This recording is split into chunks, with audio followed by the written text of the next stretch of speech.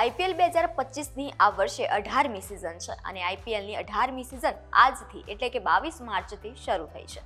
આ સિઝનમાં કેટલાક મહત્વના ફેરફારો કરવામાં આવ્યા છે, જેના કારણે સિઝન વધારે રસપ્રદ બનવાની શક્યતા છે. બેટિંગ અને બોલિંગ બંને સાઈડથી તરખાટ જોવા મળી શકે છે. 5 નિયમો પણ બદલાયા છે. એટલી જ સંખ્યામાં ટીમોએ પણ પોતાના કેપ્ટન બદલ્યા છે. ત્યારે 20 ઓવરની ઇનિંગમાં નવી બોલ 2 વાર જોવા મળશે. ખેલાડીઓ પણ વધુ ઉત્સાહ સાથે મેદાનમાં ઉતરશે, કારણ કે તેમને પણ પહેલીવાર મેચની ફી મળશે. વધુ વિગતે જાણીશું આ વિડીયોમાં. નમસ્કાર, વાઇબ્સ ઓફ ઇન્ડિયા સાથે હું યશસ્વી. આઈપીએલ 2025માં પાછલી સિઝન કરતાં કેટલાક નવા નિયમો જોવા મળશે, જેમાં માત્ર બેટિંગ સાઇડથી જ નહીં પરંતુ બોલિંગ સાઇડને પણ ફાયદો થાય તેવા પણ કેટલાક મહત્વના નિર્ણયો લેવામાં આવ્યા છે.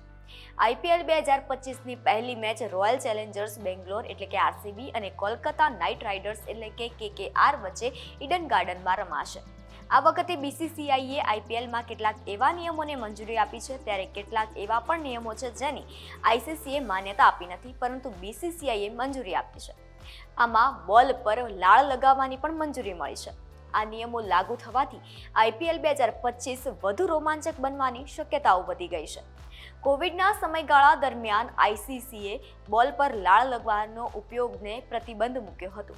આ પ્રતિબંધ હજુ પણ આંતરરાષ્ટ્રીય ક્રિકેટમાં અમલમાં છે, પરંતુ આઈપીએલમાં હવે તેનો કોઈ અર્થ નથી. બીસીસીઆઈએ લાળ પરનો પ્રતિબંધ હટાવી લીધો છે. હવે ખેલાડીઓ બોલને ચમકાવવા માટે લાળનો ઉપયોગ કરી શકશે, જે રિવર્સ સ્વિંગમાં મદદ પણ કરશે. તાજેતરમાં મોહમ્મદ શમીએ આ પ્રતિબંધ હટાવવાની માંગણી પણ કરી હતી.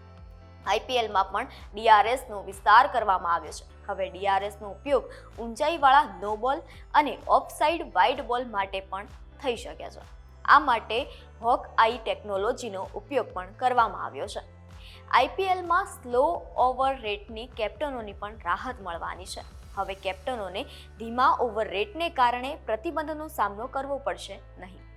તમને જણાવી દઈએ ખાસ કરીને કે હાર્દિક પંડ્યા આ સિઝનમાં મુંબઈ ઇન્ડિયન્સ તરફથી પહેલી મેચ રમી શકશે નહીં, કારણ કે તેના પર સ્લો ઓવર રેટને કારણે પ્રતિબંધ ઓલરેડી મૂકવામાં આવ્યો હતો. આ પ્રતિબંધ પહેલાથી જ લાગુ કરી દેવામાં આવેલ છે, તેથી પંડ્યાએ તે પૂરો પણ કરવો પડશે, પરંતુ આગામી મેચોમાં દરેક કેપ્ટનને રાહત મળી છે. આઈપીએલમાં પહેલીવાર મેચ ફી પણ આપવામાં આવશે. હવે એક ખેલાડીને એક મેચ રમવા માટે 7.50 લાખ રૂપિયા મળશે, અને જો કોઈ ખેલાડી 14 મેચ રમે છે તો તેને 1.05 કરોડ રૂપિયાની મેચ ફી પણ મળશે. આ રકમ હરાજીમાં મૂકવામાં આવેલી બોલી ઉપરાંત હશે. હાલમાં આઈપીએલમાં સૌથી વધુ સ્કોરનો રેકોર્ડ 287 રનનો છે, જે ગયા વર્ષે સનરાઇઝર હૈદરાબાદે બનાવ્યો હતો. એવું પણ માનવામાં આવે છે કે જે 17 વર્ષમાં નથી બન્યું, તે 18મી સિઝનમાં થઈ શકે છે. આઈપીએલ 2025માં પહેલીવાર 300 રનનો આંકડો પણ જોવા મળી શકે છે. આ વખતે રવિન્દ્રસિંહ જાડેજા, હાર્દિક પંડ્યા, રિષભ પંત, જસપ્રીત બુમરાહ, અક્ષર પટેલ જેવા અનેક ગુજરાતી ખેલાડીઓ આ આઈપીએલમાં સામેલ છે. ત્યારે આવી જ અવનવી અપડેટ્સ માટે જોડાયેલા રહો વાઇબ્સ ઓફ ઇન્ડિયા સાથે. આભાર.